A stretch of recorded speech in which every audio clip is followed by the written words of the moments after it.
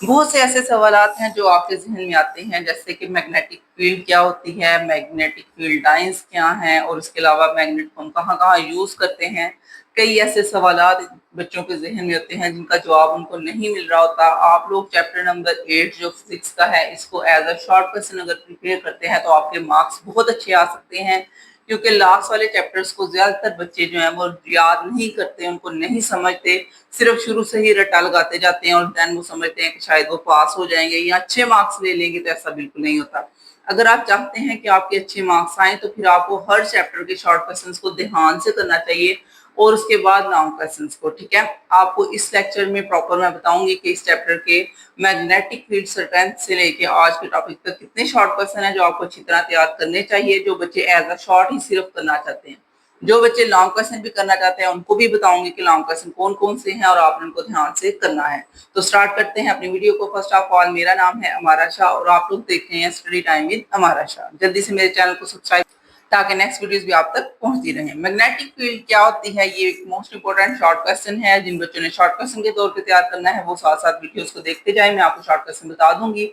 इसके अलावा जो है ये एक लॉन्ग क्वेश्चन भी है। लॉन्ग क्वेश्चन किस तरह पेपर में आ सकता है वो भी आपको गाइड कर देती हूँ। लॉन्ग क्वेश्चन में देखा जाए तो मैग्नेटिक फील्ड का आएगा, मैग्नेटिक फील्ड क्या होती है, मैग्नेटिक फील्ड की लाइंस क्या हैं और उसके बाद स्ट्रेंथ क्या है। As a long question proper ये पूरा यहाँ से स्टार्ट होकर यहाँ तक आएगा। ठीक है, लेकिन जब बात आ जाती है शॉर्ट क्वेश्चंस की तो इसके अंदर से बनने वाले शॉर्ट क्वेश्चन जो बच्चे सिर्फ शॉर्ट क्वेश्चन के तौर पे तैयार करना चाहते हैं उनको साथ साथ गाइड करती हूँ। ठीक है, शॉर्ट क्वेश्चन पहला आ सकता है मैग्नेटिक फील्ड की definition, what is magnetic field. तो फिर आपने बता देनी है उसकी डेफिनेशन जो कि यहाँ पे है। उससे पहले आपको थोड़ा सा ऊपर से मैं इंट्रोड्यूस करवा देती हूँ वो क्या बताना चाह रहे हैं, फिर आपने डेफिनेशन और सिर्फ ये वाला थोड़ा सा करेंगे तो आपका शॉर्ट क्वेश्चन एक कंप्लीट हो जाएगा। ठीक है, तो when a magnet attract a certain magnetic material, it exerts some force due to do so। जाहिर बात है, आपको पता है कि जब भी कोई मैग्नेट अपने इर्द गिर्द वाले आयरन की चीजों को खींचता है तो वो एक फोर्स लगाता है जिसकी वजह से वो उसके इर्द गिर्द आके चिपक जाता है। ठीक है, similarly when if it is attract or repel a magnetic pole to another magnet, it exert a force on it। इसी तरह जब हम किसी मैग्नेट को दूसरे मैग्नेट के पास लाते हैं या तो वो अट्रैक्ट करता है या फिर रिपल करता है, ये भी एक फोर्स है। हमें पता है कि कोई ना कोई फोर्स लगी है तभी तो वो रिपेल हो रहे हैं या अट्रैक्ट हो रहे हैं, बगैर किसी फोर्स के तो ये कुछ नहीं ना हो रहा। This force can be observe up to a certain distance from the magnet that can be explain by the concept of magnetic field. Field का मतलब क्या होता है बेटा, आप लोगों ने सुना नहीं होगा, खेत वगैरह इंग्लिश में हम पढ़ते हैं, फील्ड किसे कहते हैं, जगह को। ठीक है, और मैग्नेटिक फील्ड का मतलब है कितनी कितनी जगह पे, कितने कितने एरिया पे जो है ना वो मैग्नेट की फोर्स लग रही है। आपको पता है अगर मैग्नेट से ज्यादा दूर हो तो फिर हम अट्रैक्ट नहीं कर पाते मैग्नेट की वजह से, लेकिन कुछ खास फासला है उतने तक हो तो फिर मैग्नेट अट्रैक्ट कर लेता है। वो जो है उसे हम कहते हैं वो है मैग्नेटिक फील्ड। कितने कितने एरिया पे जो है ना मैग्नेट फोर्स लगा रहा है वो हो जाती है मैग्नेटिक फील्ड। ठीक है, ये ऊपर से आपने याद नहीं करना, सिर्फ आपको समझा रहे हैं। डेफिनेशन यहाँ से स्टार्ट होगी। अब magnetic field is a region, मैंने आपको बताया था ना ये एरिया होता है, एक फील्ड होता है, तो वो बता रहे हैं region around a magnet. Magnet के गिर्द एक थोड़ा सा हिस्सा होता है, इतना एरिया या इससे ज्यादा जितना भी एरिया होगा। Where and other magnet object experience a force on it. फिर जो दूसरे मैग्नेट होते हैं या मैग्नेटिक मटेरियल्स वगैरह होते हैं वो सारे एक फोर्स महसूस करते हैं। ठीक है, अगर इतना इतना एरिया है तो इसके अंदर जितनी भी चीजें हैं वो सारी वो फोर्स महसूस करेंगी जो मैग्नेट की है। लेकिन अगर कोई चीज यहाँ पे पड़ी हुई है, दूर पड़ी हुई है, तो उसको वो फोर्स फील नहीं होगी। क्यों नहीं फील होगी, क्योंकि फासला काफी ज्यादा हो गया है और उसका अपना एक रीजन है, उसके रीजन के अंदर आओगे फिर ही फील महसूस करोगे। लेट्स सपोज आपको एक एग्जांपल देती हूँ, आप किसी के घर जाते हो तो उसको मिलते हो, फिर ही आपको पता चलता है कि वो आपके बारे में क्या फील करता है या आपको क्या बताना चाहता है, क्या आपसे बातचीत करना चाहता है। लेकिन जब आप किसी के घर यानी कि उसके रीजन में ही नहीं जा रहे तो वो आपको फोर्स कैसे महसूस होगी, आपको कैसे पता चलेगा कि वो आपकी खुशामदीद करेगा, वो आपको अच्छे अंदाज से मिलेगा या आपको रिपेल यानी कि पीछे करेगा। ठीक है, वो तभी पता चलता है जब आप उसके रीजन में एंटर होते हो। तो इसी तरह है कि जब आप किसी भी मैग्नेट के रीजन में एंटर हो जाते हैं फिर ही आपको पता चलता है वो आपको अट्रैक्ट करता है या रिपेल करता है। अगर दूर होते हैं तो नहीं पता चलता।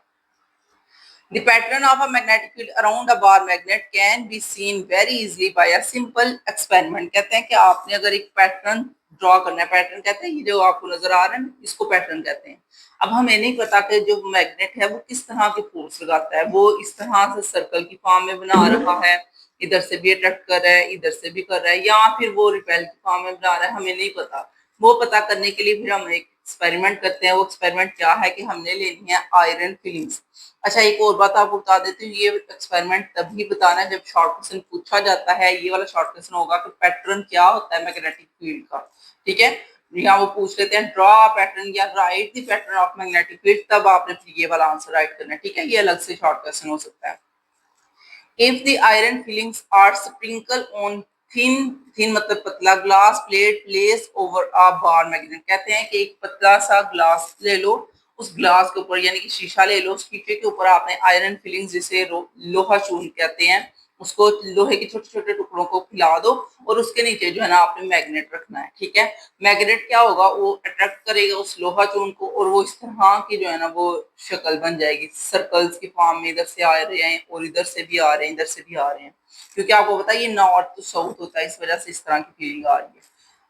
उसके बाद क्या है, the filing become tiny magnet through the magnet induction. क्या होगा, ये जो मैग्नेट की फीलिंग्स है, सॉरी आयरन की फीलिंग्स है, ये मैग्नेट को अट्रैक्ट करेंगे। Now, if the glass surface is gently trapped, the filling from the pattern, कहता है ये इस तरह की पैटर्न की फॉर्म में बन जाती है, एक ट्रैप बन जाता है कि ये इस तरह से अट्रैक्ट होना शुरू हो जाती है। This pattern is known as magnetic field pattern. इस पैटर्न को हम कहते हैं ये मैग्नेटिक फील्ड का पैटर्न है। And this pattern can be better shown by the lines cross on to the path of the filing, and these lines are called the magnetic lines of the forces, जो कि नीचे बनी हुई है। ये ज्यादा इस पैटर्न को हम अपनी लाइन से ड्रॉ करके बता सकते हैं कि ये नॉर्थ टू साउथ होता है और ये इस तरह से सारी इसकी डायरेक्शन होती है। ये देखिए आपने ये जो डायरेक्शन है ना, इस डायरेक्शन को जहन में रखना है कि नॉर्थ से साउथ की तरफ जा रहा है, नॉर्थ से निकल रहा है, साउथ में एंटर हो रहा है। इस वजह से इस तरह की फील्ड बनती है कि नॉर्थ से निकल रहा है और साउथ में एंटर हो रहा है। ये भी नॉर्थ से निकल रहा है और इसने साउथ में एंटर हो जाना है। इस वजह से ये सारी इस तरह की होती है कि इसकी डायरेक्शन इधर से निकलती है और इधर को एंटर हो रही है, इधर को अंदर को तरफ जा रही है, ठीक है। अब आप एक इस टॉपिक में से दो शॉर्ट क्वेश्चन मैंने आपको कवर करवा दी, एक डेफिनेशन वाला और एक ये नीचे वाला, ठीक है। अब ये आपने प्रॉपर याद कर लेना है। इसके बाद आ जाता है मैग्नेटिक लाइंस ऑफ फोर्सेस, यानी कि मैग्नेट की लाइंस ऑफ फोर्सेस हमने यहाँ पे करनी है। वो जो ऊपर आपको मैंने बता दिया कि पैटर्न सा बन जाता है।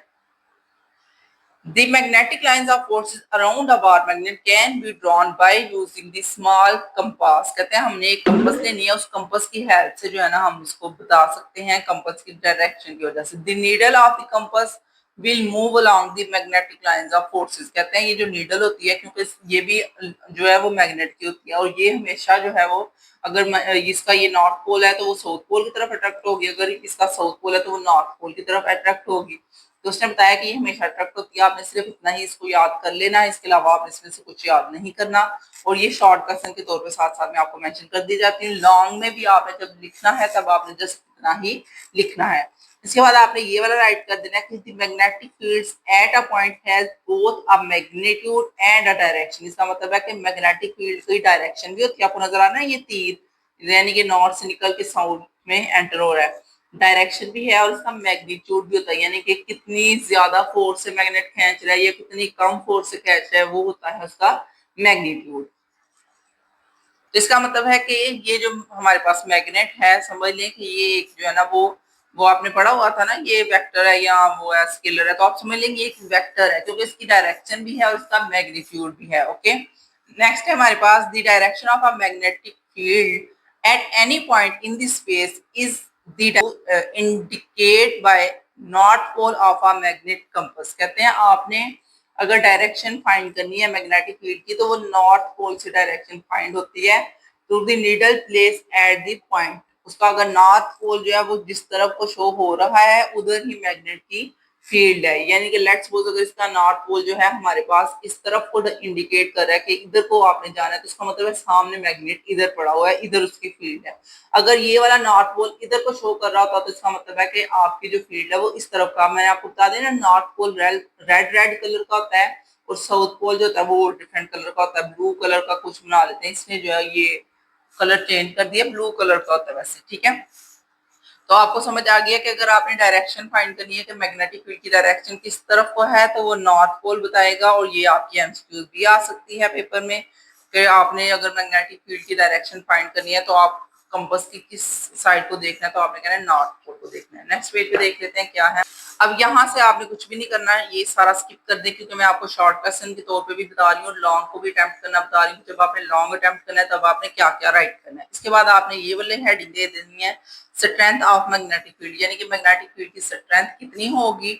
उसमें मैं आपको बता देती हूँ कि स्ट्रेंथ डिपेंड करती है इस नंबर ऑफ लाइंस पे। ठीक है, पहले ओरली बता देती हूँ नंबर ऑफ लाइंस पे, यानी कि जितनी ज्यादा नंबर ऑफ लाइंस हैं उतनी ज्यादा उसकी स्ट्रेंथ है। ठीक है, जितनी कम है उतनी कम स्ट्रेंथ है। अब उसको रीड कर लेते हैं। The strength of magnetic field is proportional to the number of magnetic lines. मैंने आपको बता दिया था ना, इसका डायरेक्ट रिलेशन है।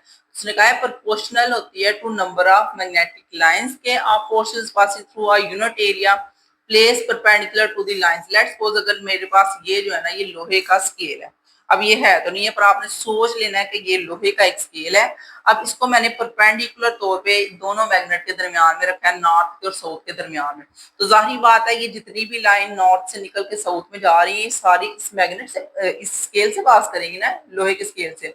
अब आपने क्या समझना है कि ये वाली सारी लाइंस जो है इसके अंदर से पास करती जा रही है, करती जा रही है। इधर से सारी लाइंस इधर से गुजर के तो दूसरी साइड पे जा रही है। इसका मतलब है कि ये जो है ना आपका मैग्नेट जो है वो उसकी सारी नंबर ऑफ लाइन स्केल के अंदर से पास होकर इस तरफ आई हैं। तो इसका मतलब है कि इसकी स्ट्रेंथ जो थी वो कितनी थी, वो सारी की सारी इस लोहे को अट्रैक्ट करने में यूज हो गई है। ठीक है, अगर ज्यादा नंबर ऑफ लाइंस होती तो वो ज्यादा पास करती, तो उसकी स्ट्रेंथ भी ज्यादा होती। ठीक है, अगर कम है तो उसकी स्ट्रेंथ भी कम है।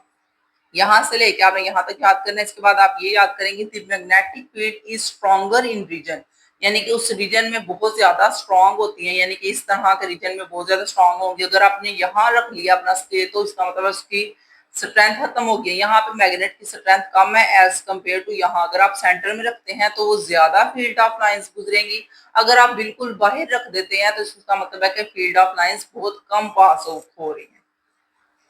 The lines are relatively close together and weak where they are far away, यानी कि दूर दूर हैं, far apart हैं। ये देखो जैसे ये है, ये थोड़ी सी दूर है, दूर दूर है। अगर आपने यहाँ पर ला कर रख दिया है अपना स्केल तो इसका मतलब है कि यहाँ से तो बहुत कम लाइंस पास हो रही हैं, सिर्फ ये 2 लाइंस पास हो रही हैं। लेकिन अगर आप यहाँ पे रखते हैं तो देखिए कितनी ज्यादा लाइंस गुजर रही हैं। तो सारी की सारी लाइंस भी जो है वो स्केल के अंदर से गुजर जाएंगी। तो इसका मतलब है यहाँ पे सबसे ज्यादा स्ट्रेंथ है मैग्नेटिक फील्ड की और यहाँ पे सबसे कम है। ओके, आगे उसने एक एग्जांपल से आपको समझाया। एग्जांपल आपको याद करने की जरूरत नहीं है, सिर्फ आपने समझनी है। एग्जांपल यही नीचे बता रहे हैं कि ये जो नॉर्थ है वो साउथ को सबसे ज्यादा अट्रैक्ट कर रहा है, नॉर्थ नॉर्थ को रिपेल करता है। और एक सेंटर में जो क्रॉस लगा है इसके ऊपर भी एक शॉर्ट क्वेश्चन बनता है, वो मैं आपको आगे बता दूंगी। इसका मतलब है कि यहाँ पे बिल्कुल भी कोई भी फोर्स नहीं है, सारी की सारी ये रिपेल कर रही है, क्योंकि एक जैसे हो तो रिपेल करते हैं, ऑपोजिट हो तो अट्रैक्ट करते हैं। और यहाँ पे भी एक ये हॉर्स शेप बना हुआ है, जिसको हम कहते हैं शू हॉर्स, यानी कि घोड़े के आपने वो पाँव देखे हैं, उसके ऊपर वो जो लगा होता है उसके पाँव के ऊपर एक, मुझे नहीं अब उसका नाम याद आ रहा, लोहे का होता है वो क्यों लगा होता है, ताकि जो है ना वो घोड़ा जब रोड पे चले तो उसके पाँव जो है वो खराब ना हो। अब जो है ये जो मैग्नेट है ये भी इस तरह का सर्कल सा बना होता है, हाफ से सर्कल होता है, इधर से थोड़ा सा खुला होता है।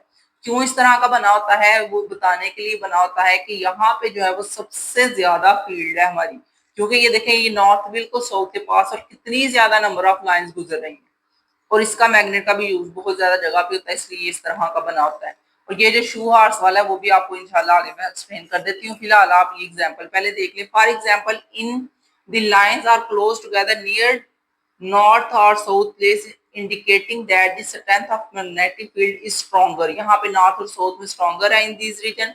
Away from the poles the magnetic field become weaker. वही बता रहे हैं कि अगर इस सेंटर से हम दूर हो जाते हैं यहाँ पे या यहाँ पे दूर करके अपनी चीज रखते हैं तो वहां पे मैग्नेटिक फील्ड की स्ट्रेंथ काफी कम हो जाएगी।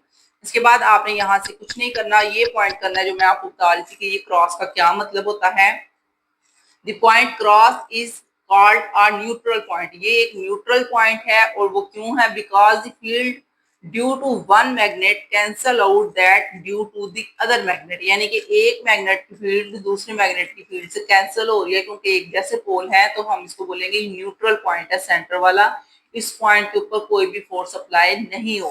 ओके, एंड नेक्स्ट हमने ये इसकी डेफिनेशन जरूर याद करनी है, ये क्योंकि अलग से शॉर्ट क्वेश्चन बन सकता है, और जिन बच्चों ने सिर्फ शॉर्ट के तौर पे तैयारी करनी होती है वो ये मतलब छोटे छोटे जो शॉर्ट है इनको जरूर तैयार किया करें।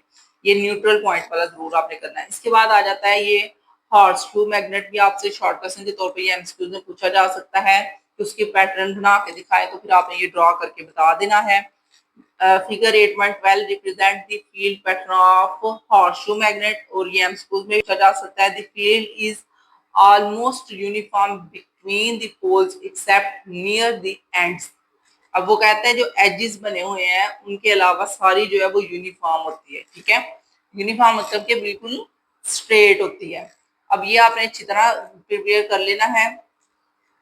नेक्स्ट हमारे पास आ जाते हैं uses of permanent magnet. Most important ये आपका क्वेश्चन है और आपने इसकी अच्छी तरह प्रिपरेशन करनी है। यूज ऑफ परमानेंट मैग्नेट, यानी कि आपने परमानेंट मैग्नेट को कहाँ पे यूज करना है वो आपको यहाँ पे बताया जाने लगा। ये सारे यूज आपने शॉर्ट और लॉन्ग दोनों के तौर पर तैयार करने हैं, क्योंकि दोनों के तौर पर ये पूछे जा सकते हैं। एज अ शॉर्ट आपने 2-3 लिख लेने हैं, क्योंकि शॉर्ट क्वेश्चन तो इससे ज्यादा लेंथी हम कर नहीं सकते। एज अ लॉन्ग आपने सारे ही राइट कर लेने हैं। Okay, there are many use of permanent magnet such as, बहुत ज्यादा यूज होता है परमानेंट मैग्नेट का। वो कौन कौन सा है? They are essential part of DC motor. DC motor होता है डायरेक्ट करंट, यानी कि जैसे आपने घरों में वो इस तरह के पंखे रखे होते हैं जो बैटरी चार्ज कर लेते हैं आप, और चार्ज करने के बाद जब लाइट चली जाती है तो वो डायरेक्ट ही पंखे के साथ अटैच कर लेते हैं आप, और पंखा आपको हवा देता है, वो डायरेक्ट करंट है। एसी मतलब कि अल्टरनेट करंट होती है, जो कि हमारे घरों में आ रही है वो आपदा की तरफ से, उसको हम कहते हैं वो अल्टरनेट करंट है। ठीक है, तो DC motor, AC and DC electric generators, इन सब में जो है वो मैग्नेट यूज हो रहा है। ये कैसे यूज हो रहा है इसकी वर्किंग आगे आपने पढ़ लेनी है, वो लॉन्ग क्वेश्चन है आपका कंप्लीट, वो आगे आप करेंगे। आगे है permanent magnet are use in the moving coil loud speakers. आपने अपने घरों में वो बड़े बड़े स्पीकर और एम्पलीफायर वगैरह लाए होते हैं, जैसे वो हम कह सकते हैं बीटी स्पीकर वगैरह। ठीक है, उन सब में भी जो है ना हमारे पास मैग्नेट यूज हो रहा है। And there are very commonly use in door catches. आपको पता है कि हमारे दरवाजे जो होते हैं वो बाहर से जब हम खोलते हैं तो एकदम ठा करके लगते हैं उसके साथ, दीवार के साथ, तो उसको रोकने के लिए इन्होंने पीछे जो है ना एक लगाया होता है दरवाजे को रोकने के लिए। वो डोर नेट टाइप होता है, उसको हम कह सकते हैं कि वो दरवाजे को अपने साथ अटैच कर लेता है और वो जोर से नहीं लगता। ठीक है, ना ही बार बार ओपन होता है। उसका ये होता है कि दरवाजा फिर बार बार ओपन है, अगर आपने क्लोज किया या अगर आपने ओपन किया हुआ है तो वो क्लोज हो जाता है, तो उसको रोकने के लिए भी फिर मैग्नेट लगे होते हैं। Magnetic strips are fitted to the door of refrigerator. आपको पता है आपके घरों में जितनी भी फ्रीजर्स हैं उनके जो दरवाजे बंद होते हैं वो कैसे चिपक जाते हैं? वो क्योंकि मैग्नेट लगा होता है। एक तरफ मैग्नेट लगा होता है, एक तरफ लोहा लगा होता है, तो वो दोनों अच्छी तरह चिपक जाते हैं। And the freezers to keep the door close tightly, क्योंकि आपको पता है फ्रीजर के अंदर कूलिंग होती है और वो कूलिंग बाहर ना निकल जाए, इस वजह से फिर उन्होंने वो मैग्नेट के साथ उसको जोड़ा होता है ताकि सही तरह चिपक जाए। They are commonly used to separate the iron objects from different mixtures। यानी कि आपके पास एक बहुत ज्यादा मिक्सचर है, जैसे अगर आप समंदर के किनारे चले जाते हैं तो वहां पे जो है ना वो रेत के अंदर बड़ी ज्यादा चीजें गिरी होती हैं लोगों की, क्योंकि रेत में मिलती नहीं है ना, तो फिर उनको ढूंढने के लिए जो है ना वो एक आयरन की वो बनाते हैं, स्टिक सी बनाते हैं, सॉरी मैग्नेट की एक लंबी सी स्टिक बनाते हैं, उस स्टिक से फिर वो चीजें ढूंढ लेते हैं सारी। वो मैं आपको भी पिक्चर में दिखा देती हूँ, आप वहां से देख लें। उसके बाद है floor mills are permanent magnets to remove the iron nails, for example from the grains before grinding। तो ये भी आपको मैं अभी दिखा देती हूँ कौन सी यहाँ पे बात हो रही है, ये फ्लोर मिल्स क्या होते हैं और ये इनका मैग्नेट का किस तरह से इसका यूज हो रहा है। ठीक है, तो ये आपका जो है मोस्ट इंपोर्टेंट शॉर्ट क्वेश्चन भी था और लॉन्ग क्वेश्चन भी था। अब नेक्स्ट पेज पे देख लेते हैं क्या है हमारे पास इन दी मेडिकल फील्ड। आपको पता है मेडिकल की फील्ड में बहुत ज्यादा जो है ये मैग्नेट का यूज होता है। They are use to remove the iron splinters from the eyes, यानी कि हमारी आंखों के अंदर जो है आयरन अगर छोटे छोटे पीस चले जाते हैं किसी ना किसी मतलब मसले में, बच्चों के ज्यादा ऐसे हो जाता है खेलते हुए या किसी वजह से जो है ना आंख में कोई चीज चली जाती है, अगर तो वो लोहे की है तो उसको निकालने के लिए मैग्नेट का यूज करते हैं।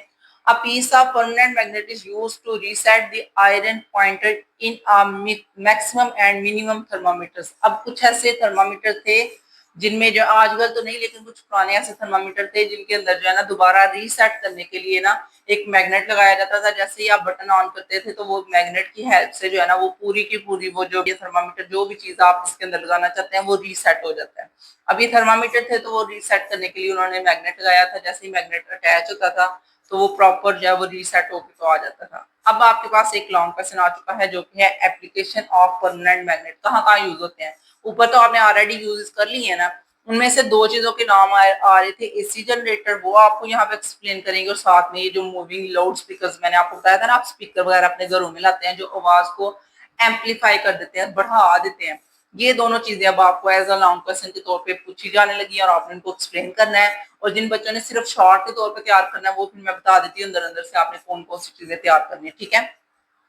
AC जनरेटर्स क्या है, when a coil is rotate between the pole of a permanent magnet. अच्छा यहाँ पे पहले आप समझ लें, ये मैग्नेट लगे हुए हैं दो, एक नॉर्थ पोल एक साउथ पोल, इनके सेंटर में ये कॉइल है। इसको कॉइल क्यों कहा जाता है, क्योंकि ये एक राउंड सी बनी होती है, जहां से शुरू होती है घूम के दोबारा वहीं पे ही आ जाती है, ठीक है। और इसको इस वजह से कॉइल अब कह रहे हैं। दो नॉर्थ साउथ पोल हैं, एक कॉइल लगी हुई है, कॉइल के नीचे ये घूमने के लिए उन्होंने एक स्टैंड सा बनाया हुआ है, और ये कॉइल के ऊपर से जो है ना वो करंट निकालने के लिए उन्होंने एक जो है ना आगे बैटरी वगैरह लगाई होगी जिसके अंदर करंट स्टोर होगी, ठीक है। अब यहाँ पे आपको बता रहे हैं कि कॉइल लगी हुई है, रोटेट करती है, रोटेट मतलब घूमती है, ये अंदर से घूमेगी पूरा। Between the pole of permanent magnet, ये दोनों परमानेंट मैग्नेट है, and the magnetic field strength of the coil change and EMF is induced. EMF कहते हैं इलेक्ट्रोमोटिव फोर्स, ये आपने आगे पढ़नी है 10th में इंशाल्लाह आप करेंगे। तो ईएमएफ जो है वो पैदा होती है, ईएमएफ आप समझ लीजिए करंट ही पैदा हो रही है, ठीक है। Between the end of the coil, coil के एंड की तरफ से ये दोनों एंड जो है यहाँ पे जो है ना वो करंट पूरी जनरेट होने के बाद यहाँ से गुजर के तो आगे बैटरी में स्टोर हो जाती है, ठीक है। On the connecting this end to the external circuit, बाहर वाले सर्किट जो मैं आपको बता रही हूँ बैटरी से बनाई हुई है, and alternating current flow through the circuit, एक अल्टरनेटिंग करंट सर्किट के अंदर से पास करती है, तो वो मैंने आपको बता दिया इसी करंट पास कर रही है। एंड नेक्स्ट हमारे पास आ रहा है इलेक्ट्रिक मोटर, मोटर ये अलग से आ जाता है short question, what is electric motor, तो ये आपने अलग से शॉर्ट क्वेश्चन करना है। जिन बच्चों ने सिर्फ ये एसी जनरेटर को एज अ शॉर्ट क्वेश्चन ही करना है वो सिर्फ ये वाला करेंगे, ठीक है, क्योंकि लॉन्ग क्वेश्चन में तो ये पूरा है, लेकिन जब आप सिर्फ शॉर्ट क्वेश्चन तैयार करना चाहते हैं तो ये अलग से शॉर्ट है और ये अलग से शॉर्ट है, लेकिन फिर आपको ओवरऑल पूरा ये करना ही पड़ेगा, आप स्किप नहीं कर सकते, ठीक है। इलेक्ट्रिक मोटर क्या है बेटा, ये एक रिवर्स प्रोसेस होता है इलेक्ट्रिक जनरेटर का। when AC is made up of pass through the coil between the poles of a permanent magnet, it start rotating। ये जो इलेक्ट्रिक मोटर जो है ना ये नीचे लगी होती है, जो कि घुमाने के तौर पे यूज होती है, क्योंकि ये खुद से तो कॉइल इतनी जल्दी घूमना शुरू नहीं ना होती, नीचे एक जो है ना उन्होंने मोटर लगाई होती है जिसको घुमाती है, तो उसी का नाम लिखा हुआ है इलेक्ट्रिक मोटर। समझ आ गया आप लोगों को, ये इसका अलग से एक शॉर्ट क्वेश्चन है। इसके बाद आ जाता है मूविंग कॉइल लाउड स्पीकर। मैंने आपको बताया था कि एक लाउड स्पीकर होते हैं, जैसे आपने काफी ये सुना होगा, वो जो होते हैं ना जब करने लगे हैं जलसे वगैरह करने लगते हैं तो वो लोगों ने अपने हाथों में बड़े बड़े स्पीकर पकड़े होते हैं और बोल रहे होते हैं ताकि लोगों को आवाज जाए। ये जितने भी स्पीकर्स वगैरह होते हैं ना जो इस तरह के फेस के होते हैं, उनके पीछे क्या सिस्टम है वो यहाँ पे आपको बताने लगे, किस तरह से आवाज जो है वो बढ़ के ज्यादा होके जो है आपको सुनाई देती है। अब वॉइस कॉइल, अब आपको बताने लगे एक वॉइस यानी ये आवाज वाली जो कॉइल है attach to the cone of the speaker, cone ये कोन है ना, कोन बनी होती है, इसके साथ ये अटैच हुई होती है, is split over one pole north of a radical permanent magnet, इसके ऊपर एक नॉर्थ मैग्नेट होता है, ये वाला अंदर वाला जो बना हुआ है। And as shown in figure, वो आप देख सकते हैं, फ्रॉम अ माइक्रोफोन और समथिंग अदर साउंड सिग्नल, यानी कि आप खुद बोल रहे हैं या कोई माइक्रोफोन कुछ भी कोई आवाज निकाल रहा है, in the form of varying AC current, उसके अंदर एसी करंट होती है। जो भी आप बोल रहे हैं ना, सारी बात है, हमारी जो वेव्स होती है वो वेव्स की वजह से फिर करंट, आप समझ लीजिए वो करंट है, pass through the voice coil and that is inserts in the gap of the magnet. अब क्या है कि इस तरह से आवाज आई है, उस आवाज की वजह से नॉर्थ पोल जो है वो वाइब्रेट हुआ है, उसने आगे से फोर्स लगाई है इस कॉइल के ऊपर, okay. Gap between the permanent magnet are AC that the magnetic field to generate a very force that push and pull on the voice coil। फिर क्या होगा, फिर यहाँ से जो है वो सारी करंट घूम के दोबारा इसको भी आके लगेगी और ये जो साउथ पोल है वो एक दूसरे को आगे पीछे करते जाएंगे, क्योंकि ये नॉर्थ है, इसने आगे को करना है, साउथ के ऊपर आके फिर से स्ट्राइक करेगी, फिर आगे से नॉर्थ के पास आएगी, फिर आगे को जाएगी, यानी कि ये आगे पीछे होता रहेगा, देन आवाज बढ़ के जो है वो आगे से इसके अंदर से निकल जाएगी। नेक्स्ट है हमारे पास on the coil and the attach the cone, the cone vibrate back and forth of the produce sound in the air, वो आगे पीछे होने की वजह से हवा के अंदर बहुत ज्यादा आवाज जो है वो पैदा होना शुरू हो जाएगी। ठीक है, ये आपका जो है शॉर्ट क्वेश्चन था, और शॉर्ट क्वेश्चन में आपने सिर्फ इतना करना है अगर आप एज अ शॉर्ट कर रहे हैं। अगर आपने एज अ लॉन्ग करना है फिर आपने सारा करना है ओवरऑल यहाँ से लेकर यहाँ तक। ठीक है, अब आपको मैंने प्रॉपरली एक्सप्लेन कर दिया है। ये टॉपिक यहीं पे एंड करते हैं। इंशाल्लाह नेक्स्ट वाले टॉपिक में आपको इलेक्ट्रोमैग्नेट करवाया जाएगा, और ये भी एज अ शॉर्ट है, और एक इंपॉर्टेंट आगे से शॉर्ट और लॉन्ग क्वेश्चन आ रहा है, यूजेस ऑफ इलेक्ट्रोमैग्नेट्स। तो इंशाल्लाह ये नेक्स्ट वीडियो में किया जाएगा। आई होप सो आपको वीडियो काफी अच्छी समझ आई होगी। अगर आप मुझे फेसबुक पे, टिकटॉक पे या इंस्टा पे देख रहे हैं तो मुझे यूट्यूब चैनल पे फॉलो कर लें, और जो बच्चे मुझे यूट्यूब पे ही देख रहे हैं तो जल्दी से सब्सक्राइब करें चैनल को, लाइक करें वीडियोस को। नेक्स्ट वीडियोस में इंशाल्लाह आप तक पहुंच जाएगी। अल्लाह हाफिज।